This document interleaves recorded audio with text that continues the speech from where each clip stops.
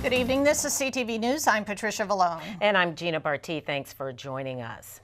23-year-old Shawn Urbanski was wearing a blue suit, tie, and handcuffs as he was escorted into court this morning for opening statements in his murder trial. At issue is whether his act was premeditated or if it was a hate crime. Byron Scott has our story.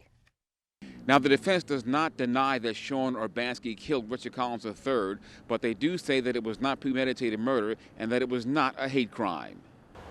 In its opening statement, the prosecution said it will prove that the murder of Richard Collins III was first-degree murder. They say Shawn Urbanski was poisoned by racial animus. They point to his alleged connection to a white supremacist Facebook group. They say that the night of the killing he was drunk, and that, they say, gave him the courage to thrust a knife into his victim's chest. Collins' father was the first witness called to the stand. He told jurors that his son was a go-getter and fun-loving person who was preparing for deployment to South Korea at the DMZ. The defense says what happened the night of May 20th, 2017 at the University of Maryland was tragic, but that their client was extraordinarily drunk and unable to form the intent to murder. Urbanski is charged with first-degree murder and a hate crime. The defense accuses the prosecution of attempting to divide the community. And so what I did was I kind of reached out to the family and just offer my condolences and offer my support and any kind of support. Kara Lucas and Hassani Winchester didn't know Collins, but came to support the family.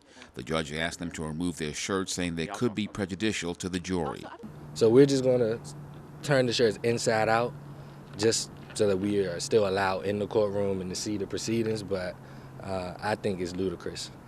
The court is not in session Thursday or Friday. The case resumes on Monday. At the courthouse, Byron Scott, CTV News. The trial is expected to go through next week. Well, in national news, the Senate Judiciary Committee hears testimony again today, this time from the Department of Justice Inspector General's conclusions about the FBI investigation into suspected ties between Russia and Donald Trump's 2016 presidential campaign. Republicans claim the FBI abused the Foreign Intelligence Surveillance Act in wiretapping Trump associates and opened the investigation called Crossfire Hurricane without adequate reason of facts. Inspector General Michael Horowitz defended his report's conclusion that no anti-Trump plot existed at the FBI. We found that Crossfire Hurricane was open for an authorized investigative purpose and with sufficient factual predication. This decision to open Crossfire Hurricane, which involved the activities of individuals associated with a national major party campaign for president, was, under Department and FBI policy, a discretionary judgment left to the FBI. As we point out in our report, there was no requirement that department officials be consulted or even notified of that decision prior to the FBI making that decision.